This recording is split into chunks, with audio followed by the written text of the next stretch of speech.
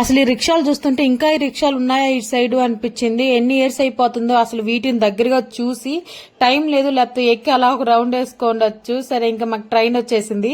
ఇంక ఈ ట్రైన్ నుంచి మళ్ళీ వేరే స్టేషన్ లో దిగి అక్కడి నుంచి డైరెక్ట్ తిరుపతికి రావాలంట. ఆ ఊర్లు పేర్లన్నీ ఏదో కొంచెం డిఫరెంట్ గా ఉన్నాయి, పలకదామంటే రావు.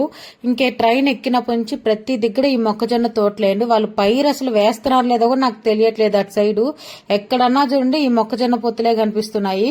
ఇంక ఫస్ట్ ఎక్కిన ట్రైన్ సీట్లు అన్ని ఖాళీ కాబట్టి ప్రశాంతంగా అయితే వచ్చేసాము.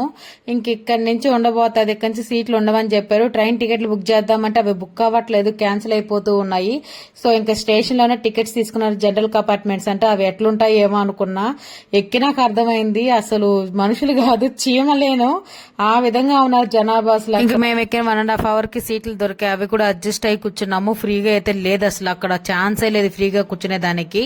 ఇంకా 11:30 అయిపోయింది తిరుపతికి వచ్చేసరికి. అమ్మ వాళ్ళైతే వేణగిరిలో